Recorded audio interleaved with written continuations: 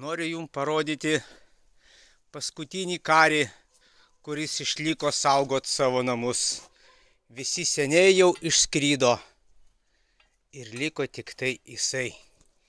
Vienintelis saugojantis savo lizdą.